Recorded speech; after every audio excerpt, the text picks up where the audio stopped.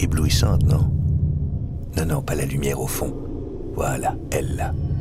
La panthère, vous la reconnaissez? La singulière, la créative, la toute première femme panthère, Jeanne Toussaint. Celle qui s'apprête à marquer l'histoire de la maison Cartier. C'est ici que ça commence. Paris, les années 20, les années folles. Paris à l'époque, c'est ça,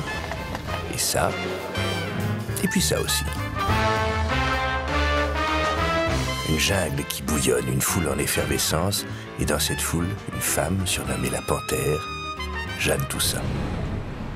Et comment ne pas la remarquer?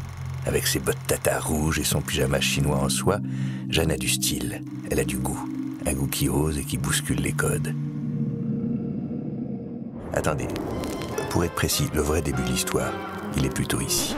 Un peu calme ce bureau, vous ne trouvez pas? Et pourtant, c'est dans cette pièce que va naître un style dont les créations deviendront des signatures. Et sans lui, il n'y aurait pas eu d'histoire. Louis Cartier. Nous sommes avant la Grande Guerre. Il rencontre Jeanne et c'est lui qui va révéler le talent de la Panthère et son sens visionnaire. C'est lui qui, en 1933, la nomme directrice de la création pour lui succéder.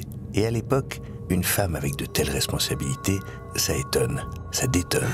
La Chine, la Perse, l'Inde l'influence. Elle réhabilite l'or jaune et prend le pari audacieux de l'associer aux couleurs vives des pierres fines. Sous ses doigts, l'émeraude se lie au corail, l'améthyste épouse la turquoise. Serpents et crocodiles, tous en mouvement et en volume. Elle compose un nouveau bestiaire et invente un style, un goût. Le goût Toussaint. Audacieux, non? Moderne. 1948. La première apparition de la Panthère en volume sur broche.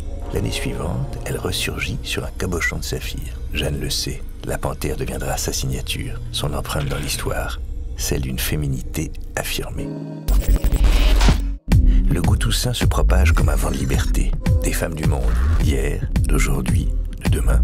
De Daisy Fellows à Monica Bellucci, de Maria Félix à Annabelle Wallis, la Panthère s'invite aux soirées de la Duchesse de Windsor et à la montée des marches du Festival de Cannes. Bon, remontons le temps un dernier instant. La présence de Jeanne est plus forte que jamais. Les panthères se lovent au creux des montres, se dressent sur des bracelets, se balancent le long de sautoirs. D'émeraude ou tacheté, d'onyx ou de saphir, elles n'ont cessé de traverser les âges, mais n'ont jamais oublié celle avec qui tout a commencé.